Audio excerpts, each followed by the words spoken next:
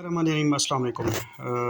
आज हम बात करने जा रहे हैं जो सुज़ुकी कल्टस न्यू शेप है जिसको सुज़ुकी सिलेरियो भी कहते हैं वो, और वैगन आर। इनकी थ्रॉटल बॉडी को कैलिब्रेशन कैसे किया जाए। थ्रॉटल इन गाड़ियों की थ्रॉटल की कैलिब्रेशन काफ़ी मसला है, क्योंकि जो आफ्टर मार्केट के स्कैनर्स हैं उनके अंदर आपको सुज़ुकी में थ्रॉटल कैलिब्रेशन या थ्रॉटल रीसेट की ऑप्शन या टीपी सेंसर रीसेट की ऑप्शन नहीं मिलती। जितने भी स्कैनर हैं, हाई एंड स्कैनर पे चले जाएं, वहाँ पे इस तरह की कोई चीज़ आपको नहीं मिलती। तो इसका एक ख़ास तरीका है इसको रीसेट करने का, उस पे हम आज बात करने जा रहे हैं। ये एप्लीकेबल है वैगन आर के ऊपर भी और सुज़ुकी सिलेरियो या सुज़ुकी कल्टस न्यू शेप जो है उसके ऊपर। तो इसमें जो जब भी आप थ्रॉटल की सर्विसिंग करते हैं तो आपको कैलिब्रेशन की रिक्वायरमेंट आती है, तो या थ्रॉटल को रीसेट करने की रिक्वायरमेंट आती है। जो मार्केट के अंदर, एक तो मैंने हाई एंड बताया, इवन जो चीप स्कैनर्स हैं उनमें तो कैलिब्रेशन की ऑप्शन वैसे ही नहीं होती, हाई एंड में भी नहीं होती। बट ये जो तरीका है इसमें आप चीप स्कैनर की मदद से भी, जिसके अंदर किसी किस्म का सिर्फ DTCs को या फॉल्ट कोड रीसेट करने की ऑप्शन होती है, उसकी हेल्प से। और मैं एक और तरीका भी अभी अप्लाई करने की कोशिश करूँगा जिसमें हम बैटरी के टर्मिनल को अनप्लग करके इसको रीसेट करने की कोशिश करेंगे। लेकिन इसमें जो मेन पॉइंट है रीसेट करने के लिए वो ये है कि जब भी आपने थ्रॉटल की सर्विसिंग करके उसको इंस्टॉल कर लिया है तो गाड़ी को मुकम्मल वार्म अप करने के बाद जब वो प्रॉपर एक टेम्परेचर पे आ जाती है तो फिर आप करते ये हैं कि या तो एक्सेलेटर पैडल के ऊपर जो एक्सेलेटर पैडल पोजीशन सेंसर लगे हुए हैं, इनका आपको ये प्लग नज़र आ रहा है इस जगह के ऊपर, इसको आप रिमूव करते हैं जबकि गाड़ी का इंजन वार्म अप हो चुका हुआ है और गाड़ी का इंजन रन कर रहा है। उस वक्त जब आप ये काम करेंगे, भले या ये प्लग उतारेंगे एक्सेलेटर पैडल के ऊपर वाला, या थ्रॉटल बॉडी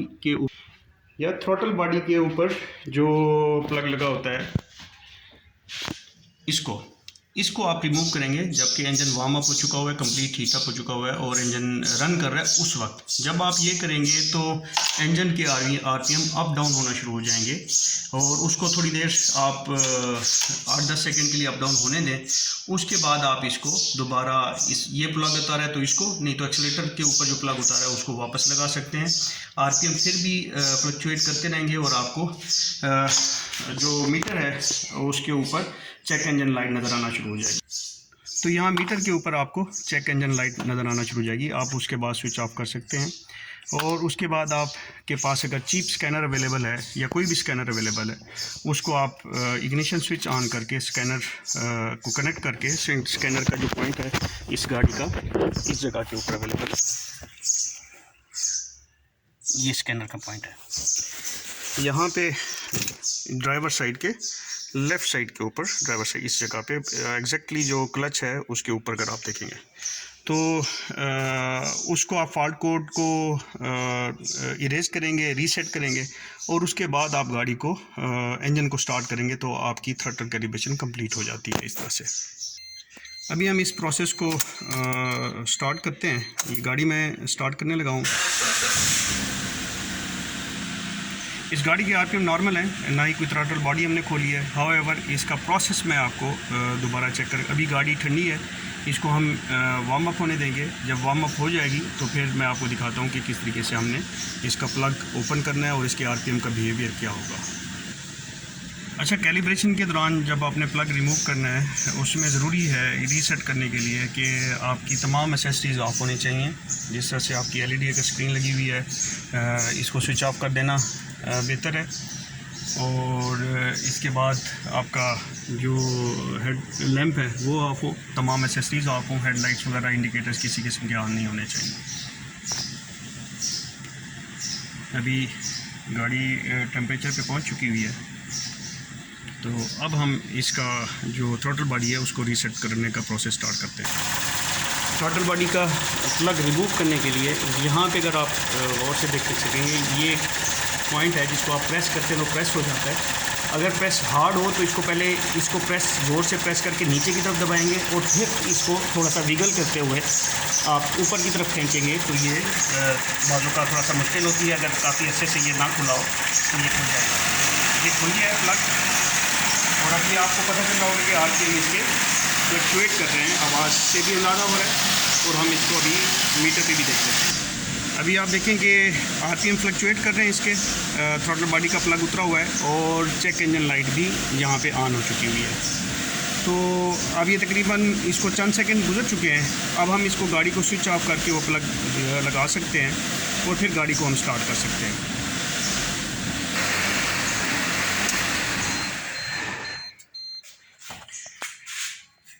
अब इस प्लग को हम लगाते हैं।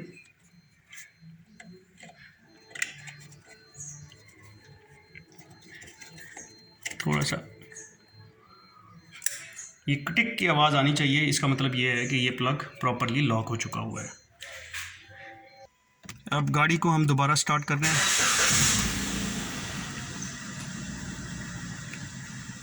अभी ऐसा 4 PM में अभी आपको प्रॉब्लम नहीं नज़र आ, लेकिन आपको चेक इंजन लाइट ऑन नज़र आ रही है। तो चेक इंजन लाइट को क्लियर करने के लिए जो मेन मेथड है वो ये है कि आप स्कैनर लगाएं, वट स्कैनर आपके पास अवेलेबल है, या जो 3-4 हज़ार वाले नॉर्मल स्कैनर हैं वो SZ व्यूअर ऐप के साथ यहाँ पे लगते हैं, इस जगह के ऊपर। और SZ व्यूअर ऐप के अंदर ये प्रोविजन अवेलेबल है कि आप चेक इंजन लाइट को रीसेट कर सकते हैं। और दूसरा तरीका वो है कि जिसमें हम बैटरी को डिस्कनेक्ट करके उसके दोनों टर्मिनल बाहर निकाल के आपस में एक दूसरे से शॉर्ट करेंगे और चंद सेकंड के बाद उसको दोबारा वापस लगाएंगे, तो ये engine light I am hopeful clear हो जाएगी। ये मैं फ़र्स्ट टाइम करूँगा और आपके साथ शेयर करते हैं इंशाल्लाह।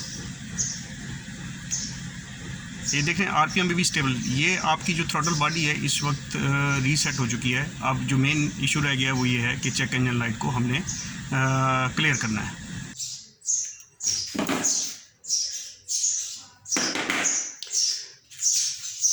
ओके, जो बैटरी का टर्मिनल जब भी आप खोलें तो सबसे पहली चीज़ आप इसका जो ग्राउंड साइड है उसको सबसे पहले खोलते हैं, ताकि अगर आप पॉजिटिव साइड पहले खोलेंगे तो चांसेस होते हैं कि आपकी कोई ना कोई चीज़ गाड़ी इंजन की बॉडी के साथ अगर टच हो जाएगी तो आपका जो शॉर्ट होने के चांसेस बहुत ज़्यादा हैं। तो इसलिए इट इज़ ऑलवेज़ एडवाइजेबल और ये एडवाइज़ किया जाता है कि पहले सबसे पहले नेगेटिव टर्मिनल आप ओपन करें।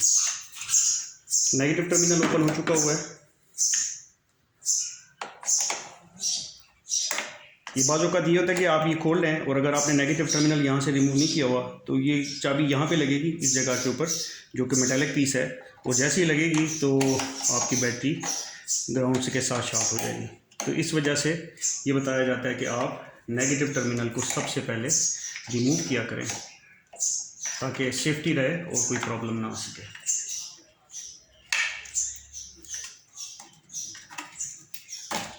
तो ये बैटरी टर्मिनल हमारे रिमूव हो चुके हैं। चंद सेकेंड हम इसके लिए वेट करेंगे और उसके बाद इन दोनों टर्मिनल को इसको और इसको आपस में जोड़ेंगे चंद लम्हों के लिए।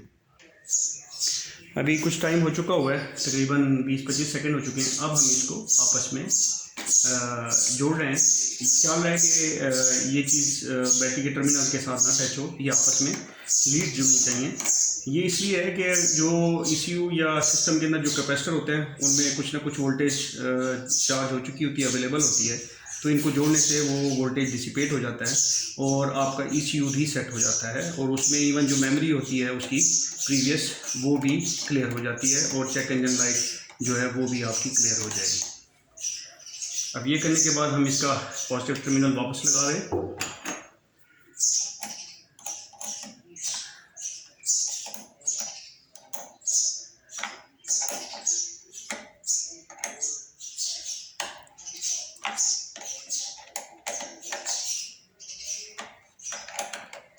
इसको फुली टाइट करने के बाद ही जो नेगेटिव टर्मिनल है वो लगाना है, ताकि वो जो मैं प्रॉब्लम कह रहा हूँ कि बाज़ का पता भी नहीं चलता और आप जो टूल इस्तेमाल कर रहे हो वो मेटालिक होते हैं और मेटालिक पॉजिटिव नेगेटिव साइड आपस में मिलने के चांसेस होते हैं और शॉर्टनिंग का ख़तरा होता है।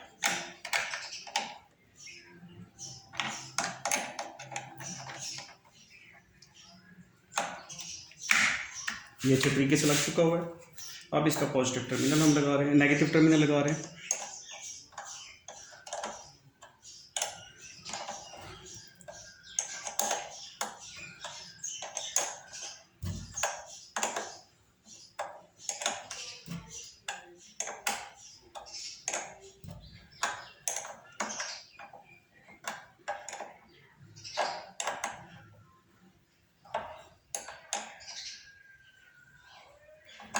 ये टर्मिनल भी कनेक्ट हो चुका हुआ है।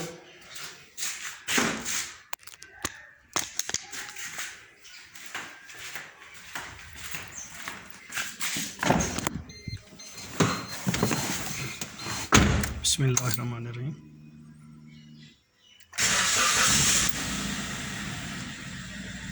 चेक इंजन लाइट अभी भी नहीं गई। हम यही प्रोसीजर दोबारा एक दफ़ा करते हैं।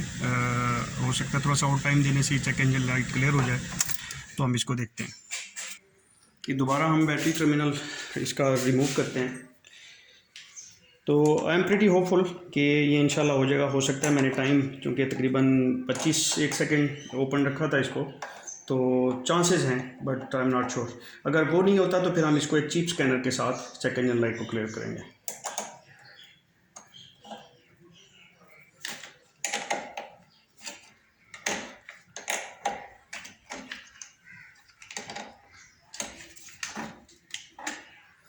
इसको हम फिर कुछ देर के लिए छोड़ते हैं। इस दफ़ा मैं ट्राई करता हूँ इसको तकरीबन 3 मिनट के लिए मैं करता हूँ, उस वक्त तक मैं वीडियो को पॉज कर रहा हूँ।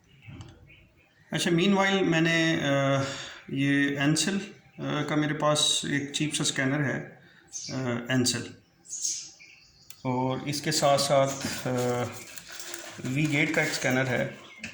मैं आपको दिखा देता हूँ, ये भी चीप सा स्कैनर है।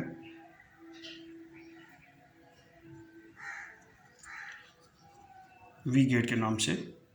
तो मैं एनसेल का प्लान कर रहा हूँ। अगर ये बैटरी के साथ चेक इंजन लाइट क्लियर नहीं होती तो एनसेल के लिए। अभी तकरीबन 3 मिनट हो चुके हैं और ये हमारी लास्ट एंड फाइनल ट्राई है कि हम देखते हैं इससे कुछ हमें हेल्प मिलती है कि नहीं मिलती डीटीसी को क्लियर करने में, ईसीयू को रीसेट करने में।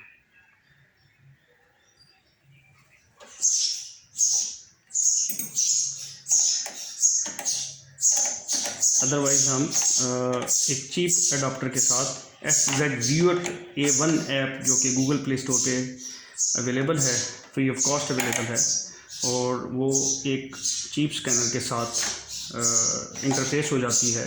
उसके साथ सुजुकी की जितनी वेरिएंट्स हैं उनके आप DTCs बहुत इजीली क्लियर कर सकते हैं।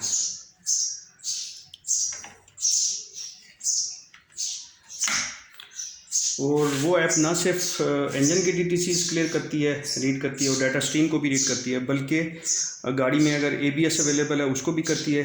ऑटोमेटिक ट्रांसमिशन है, CVT है गाड़ी के अंदर, उसकी पैरामीटर्स का रियल टाइम डाटा भी दिखाती है, उनके कोड्स भी रीड करती है। अगर गाड़ी के अंदर बैटरी मैनेजमेंट सिस्टम लगा हुआ है, कंप्यूटर लगा हुआ है उसका, तो उसके कोड्स, उसका रियल टाइम डाटा भी दिखाती है। इसके अलावा 4 व्हील ड्राइव है, अगर HVAC सिस्टम लगा हुआ है, ये तमाम पैरामीटर SZ Viewer ऐप आपको उनके DTCs क्लियर करने की ऑप्शन भी देती है, और उनके जो रियल टाइम पैरामीटर्स हैं वो भी देती है। अब ये चीप स्कैनर के साथ एक फ्री ऑफ कॉस्ट ऐप की इतनी ज़्यादा पावर अवेलेबल होना, और वो भी बामुश्किल जो चीप स्कैनर अच्छे वाला मिल जाता है 3,500 4,500 से 5,500 के बीच में उसकी प्राइस है, दराज में आम मिल जाते हैं। वी गेट है, और एनसेल ANCEL, जिसका मैंने पहले एक वीडियो के अंदर इंट्रोडक्शन भी दिया है, उनके साथ अगर आप इस ऐप को इस्तेमाल करें तो ये बहुत ही पावरफुल ऐप है। सिर्फ और सिर्फ उसमें जो कैलिब्रेशंस हैं वो नहीं मिलती है आपको, क्योंकि वो बाई डायरेक्शनल स्कैनर नहीं है, ऐप भी नहीं है बाई डायरेक्शनल, यूनिडायरेक्शनल है कि आप उससे कंप्यूटर से तो रीड कर सकते हैं, माँ सिवाय ECU को रीसेट करने के या जो फॉल्ट हैं उनको रीसेट करने के और किसी किस्म की कैलिब्रेशन नहीं कर सकते। चलें एक दफ़ा फिर बिस्मिल्लाह करते हैं और देखते हैं कि इसका क्या रिस्पॉन्स आता है। चलें जी, बिस्मिल्लाहिर्रहमानिर्रहीम। ये सेकंड ट्राई है। चलें जी, इससे साबित हो गया कि वी हैव फेल्ड, और चेक इंजन लाइट जो सुजुकी में है वो बैटरी को रीसेट करके, बैटरी को डिस्कनेक्ट करके छोड़ के करने से रीसेट नहीं हो रही। तो अब हम इसको उस पर लेके जाते हैं, स्कैनर लगाते हैं, और स्कैनर जैसे कि मैंने बताया है कि एनसेल का स्कैनर मैं अभी यूज़ करने लगा हूँ। ये एनसेल का स्कैनर है, और इसको हम उसी पॉइंट पे लगाएंगे, और इसका एक बटन है, इसको ऑन करना पड़ता है वहाँ पे लगाने के बाद।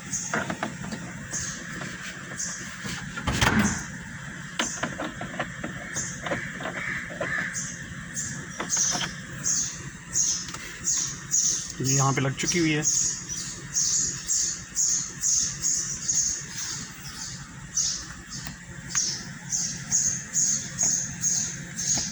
इसके बाद आप मोबाइल के ऊपर, थोड़ा सा मुझे मुश्किल पेश आती है, मैं इसको बाहर के स्टैंड पे करता हूँ और गाड़ी को सिर्फ स्विच ऑन पे रखता हूँ और इसको कनेक्ट कराते हैं हम। ऐप हमने ओपन की है और ये उसको सर्च कर रहा है इंटरफेस सिस्टम को। अगर आप देखें तो ये तमाम पैरामीटर्स गाड़ी के इस वक्त दिखा रहा है और इसमें थ्रॉटल पोजीशन सेंसर का कोड भी आ रहा है, थ्रॉटल पोजीशन सेंसर सर्किट लो। ये इस वजह से कि हमने प्लग उतारा था। अब हमने इसको क्लियर करना है और यहाँ पे क्लियर DTC का ऑप्शन अवेलेबल है। ये यस करेंगे, ये आवाज़ सुनाई दी होगी, थ्रॉटल बॉडी रीसेट हुई है दोबारा से और आपके कोड क्लियर हो चुके हैं। तो स्कैनर की मदद से हम इसको फॉल्ट कोड को रीसेट कर चुके हैं। अब हम इसको स्टार्ट करते हैं गाड़ी को और हमारा जो चेक इंजन लाइट है वो बोर्ड से, डैशबोर्ड से क्लियर हो चुकी हुई है अल्हम्दुलिल्लाह।